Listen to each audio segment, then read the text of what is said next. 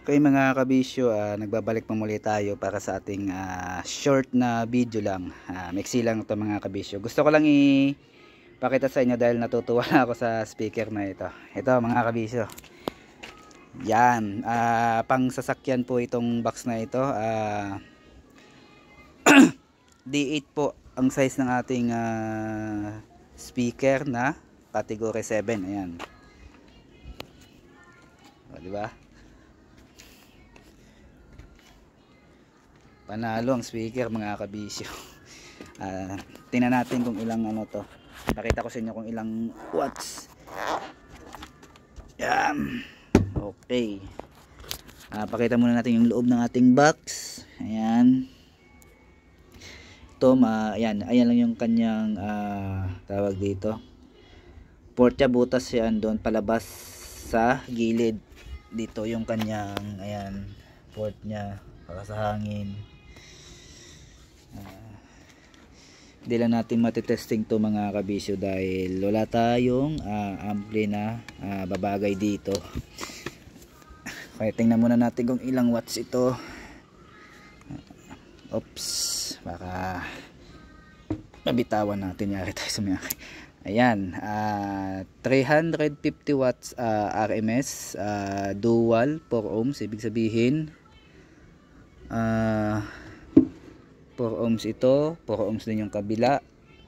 Tapos siguro yung wiring nila baka left and right channel lang ito. Parallel na lang siguro nila to para maging 2 ohms load. Ganon din sa kabila. Ganon siguro magiging wiring nila para magamit nila yung left and right channel ng mono amp o yung ampli na gagamitin dito. Ang ganda mga kabisyo, ayan. Ang tibay ng kanyang tahi. Yan, paumbok. Yan. Ayan yung kanyang coil, oh.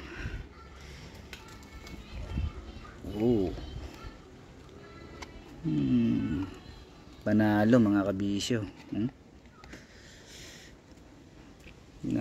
Mukhang dual magnet din ito, eh. Hindi natin makikita. Dahil makapal, siguro dual magnet nga to. 350 watts RMS. Balik natin sa butas. Ayan. Nilagyan natin ng dito, uka. Kasi hindi siya papasok na sabit kasi ito. Ayan. Ayan. Yun.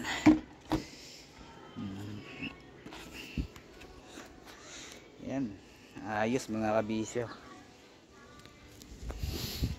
Dual sub D8. Right mga kabisyo, yan lang ang ating video. Maiksi nga lang. Hanggang sa muli, please pa-subscribe na lang po sa aking channel at pa-hit na rin ng notification bell para updated kayo sa mga video kong i-upload. Abang-abang kayo mga kabisyo doon sa ating halimaw box. Ayan, baka bukas matitesting natin to gamit yung speaker natin na Live Pro at saka Broadway na tig 1000 watts. Tetesting natin na magkaiba yung speaker, pareho yung box at pareho yung ampli. Yung ampli natin ay baka yung lang GX 5000. Alright mga kabisyo, hanggang sa muli, dito na lang yung ating video.